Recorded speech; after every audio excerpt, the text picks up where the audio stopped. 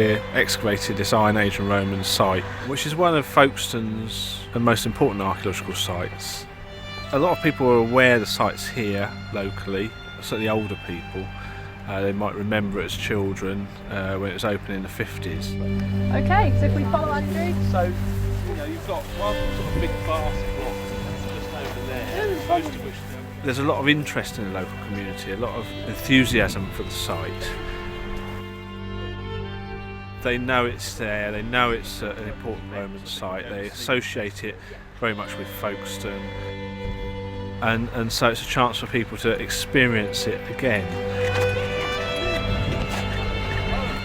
So there's a sort of folk memory around its initial discovery in the 20s, its times in the war and when it was backfilled in the 50s. But people haven't been able to see it or sort of really experience it for many years. But that actually so it's a chance for people to experience it again. This has all been demolished by the 4th century, mostly Iron Age. There's a lot going on here before this building was built, before the Romans. But it's also a chance to learn a lot more about it. Stamped CLBR, or some of them say Classis Brit. Grab a trowel and take them out there.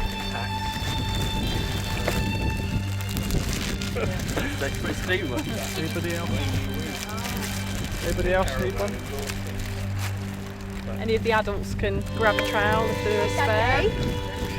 I'm the branch leader of the Canterbury Young Archaeologists Club, and we organise lots of activities, and the chance to dig came up here at the Folkestone project, and they very happily let us come along today for the morning to do some digging with the youngsters. It's not very often that you can find a really interesting archaeological site that's safe for children to come along to and have a dig. This really irritating game that goes 10 blocks. They're mostly from the East Kent area, so this is a local dig for them. Well, this was a ditch, and we're trying to bring this down to one level. And we've been looking for shells and bone and pop, and we found quite a few bones and teeth. And what do you get out of it? Is it something you do as a hobby or something you're going to do as a future job? I think it's something I'll do as a future job, definitely. It's just a really good opportunity for them to actually have a go at getting a trowel in their hands and digging for features. And some of them have been on a few digs now, and they're getting really good at sort of recognising features and finds, residue. It might be what we call. We've got a lot of this at Thanet Earth, which it's called Iron Age Grey. It's only found. And it's just really nice for them to be able to get out and see the digging in progress. We've definitely established now, beyond any doubt, that there is a huge amount of unexcavated archaeology here and a lot of new, fresh information to be had from it that will enrich the whole story of the site. It predates the establishment of Folkestone as a named place and town and port, but really this is where the focus of activity is in the sort of 1st century BC up to the early Anglo-Saxon sort of period.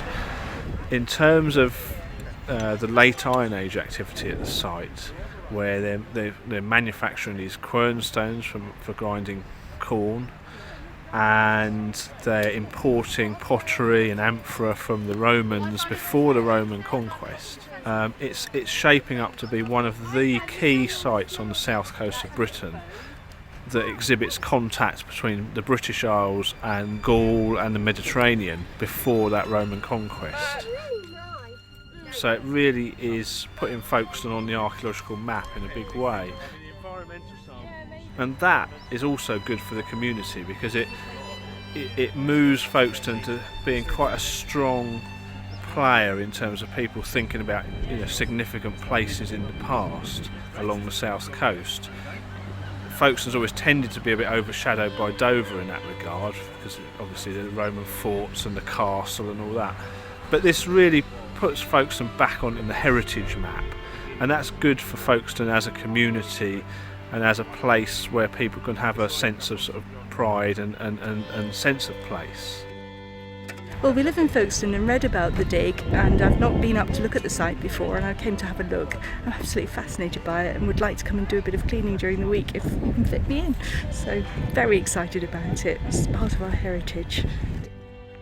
So I think there's a lot of benefit in this for the community, which is also benefiting sort of more specialist archaeological knowledge and understanding of the past.